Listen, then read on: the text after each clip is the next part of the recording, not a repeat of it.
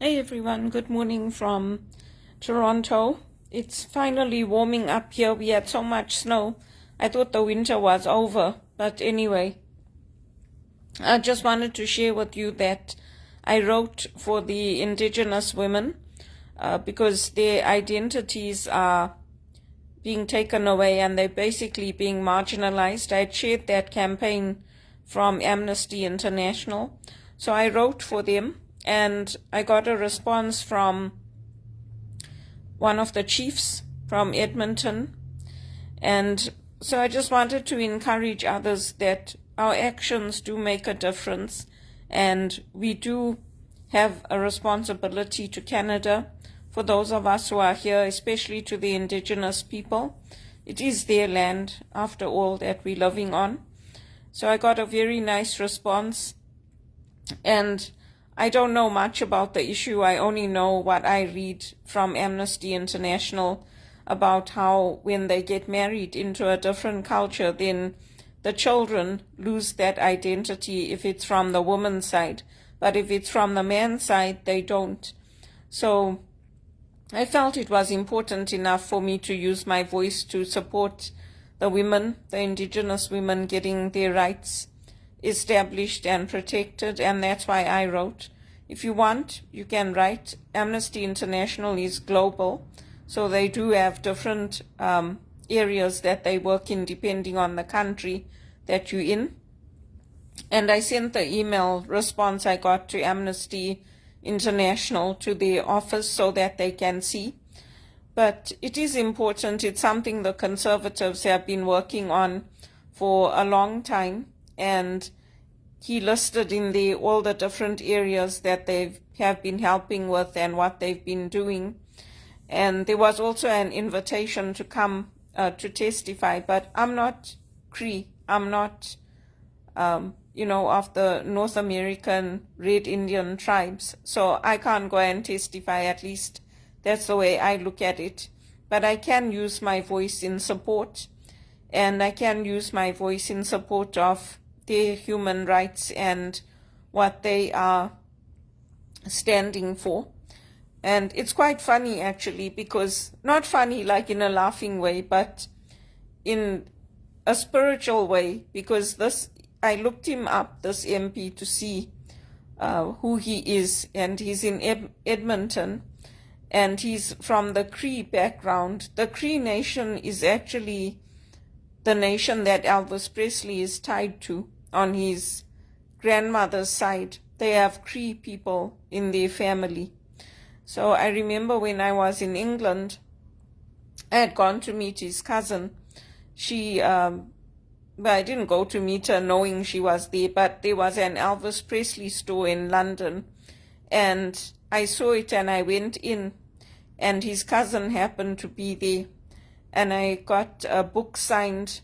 I bought a little book and she signed it for me, and I had sent a gift to my sister as well that I bought in that shop, and that's where I learned that he had actually Cree heritage. So that was interesting. But anyway, it's just to encourage others to say, don't give up. And I did the same thing when I was in Zimbabwe. Unfortunately, in Zimbabwe, when push came to shove and everything collapsed, we had to give up our citizenships when we came to these new countries. They don't allow dual citizenships. Nelson Mandela is the only person I know who was given a Canadian citizenship and a South African citizenship. The rest of us, you can only have one. So it's just to encourage my friends and family and everybody watching my videos. Don't give up, because it makes a difference, and that's part of our responsibility, whether you are in America or you're here. Part of our Catholic responsibility in being patriotic is to defend the rights of the poor and the ones who don't have a voice, and to be good citizens of our countries.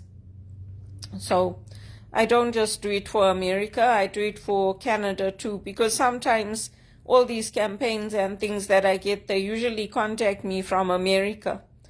But I joined Amnesty International a long time ago, from the days I was in Zimbabwe, fighting for my human rights. And then I don't sign all their petitions, I don't write on all their emails, but I observe and then I pick and choose which ones I want to support, because it's my voice. And I've always supported like the indigenous people having their rights and the Native Americans. So I just wanted to share that. I was surprised actually to get that email, and it was nice to receive it.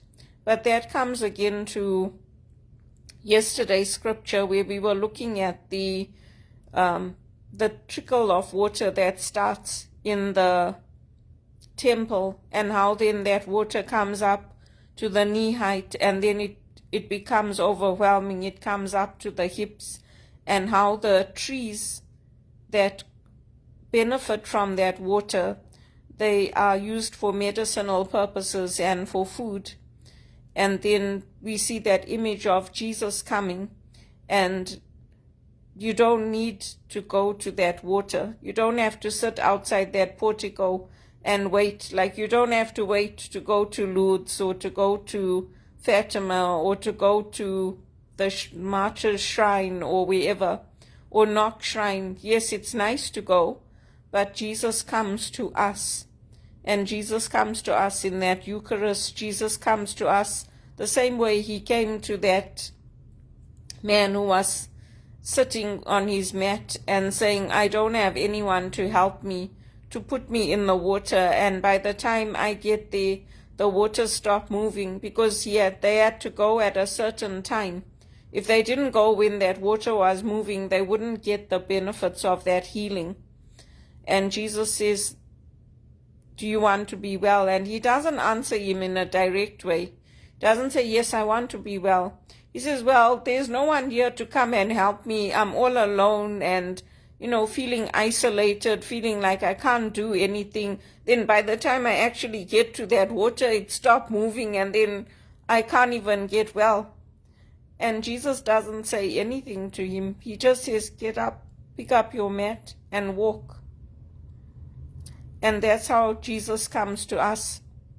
And Jesus brings the right things to us and the right kind of healing to us, what we need in our lives, and tells him to go and to sin no more. But it doesn't tell us what that sin is that he committed. So we don't know, but only God knows that. It could be the sin of doubt. It could be the sin of thinking that he's isolated and he's alone, when actually he's not. He's got that faith, because it's his faith that's making him wait to go into that water at the portico. If he didn't have that faith, he wouldn't be sitting there waiting to go into that portico. He would just be like, oh, well, why should I even sit here? God is not even concerned about me. So maybe that's the sin. And that's why, for me, I feel that that's how it is with God. We have to take small actions, and those small actions together become big things, and then those big things become things that change everything around us. So that's the way I looked at it. But I just wanted to share that because it's very nice. I have a lot of respect for the chiefs and the Native American people, and their traditions and cultures. I don't understand everything, but like us, they do believe in nature being sacred, in God being present in everything, and they have some very nice traditions. And the same way I participated in things at home, I went and I visited, like in South Africa, I went to the places where they have the rural areas, they have the huts and they sell their wares and all that. I did the same thing here when I could. But yeah, it's just to encourage others that we can't give up, even in unemployment. I could just sit back and say, I'm not going to do anything.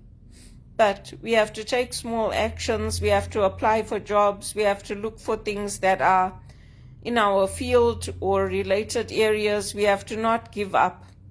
And through not giving up, those small actions lead to big results. Sometimes it takes long, like that man was waiting for 38 years.